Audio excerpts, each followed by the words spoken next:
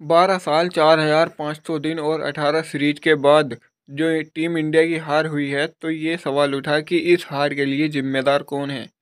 कौन लोग हैं जिनकी वजह से इंडिया का घमंड टूट गया। ये घमंड जो होम सीरीज में जीत का था वो अब बिखरता नजर आया। 14 सीरीज में MS धोनी ने कप्तानी की थी, जिसमें सिर्फ एक बार हम इंग्लैंड से हारे थे। उसके बाद विराट कोहली आए और उन्होंने 11 सीरीज में कभी भी हार नहीं देखी।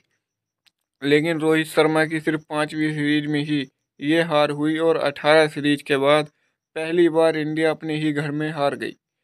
12 साल बाद ये पहला मौका था और दिल जरूर टूटा है।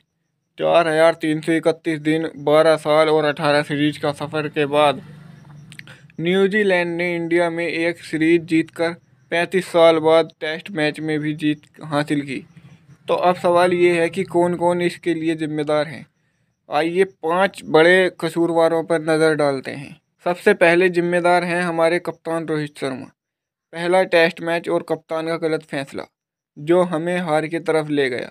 46 रन पर ही टीम ऑल आउट हो गई। रोहित भाई ने T20 स्टाइल में टेस्ट खेलना शुरू कर दिया, जो समस्या बन गया।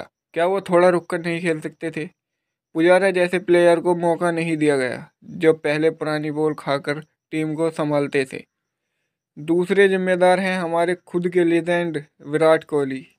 बड़े मैचेस में उनकी कमी महसूस हुई और 2024 में उनका फॉर्म काफ़ी फ्लॉप्ड रहा।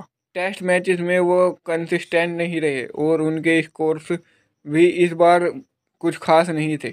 इतने बड़े प्लेयर होने के बावजूद उन्होंने वो इम्पैक्ट नहीं बनाया जो एक्सपेक्टेड था।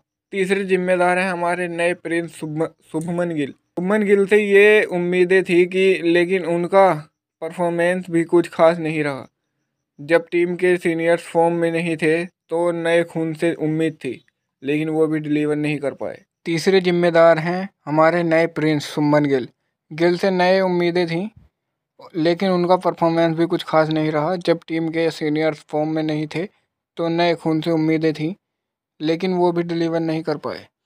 चौथे जिम्मेदार हैं हमारे एक्सपीरियंस्ड स्पिनर्स अश्विन और जडेजा। उन्होंने 12 साल तक इंडिया को जीत दिलाई, लेकिन इस बार उनका जादू काम नहीं आया। न्यूजीलैंड के स्पिनर्स ने हमें हर तरफ से आउट क्लास किया, जिससे इंडिया की हार और भी भारी पड़ गई। और आखिर में ये मंजूर करना होगा कि हमें अपनी प्लानिंग और एक्सप्रेशन में भी कमी रही। और हर मैच को जीतने का घमंड हमेशा काम नहीं करता, कभी कभी नई स्ट्रेटेजी भी ज़रूरी होती है।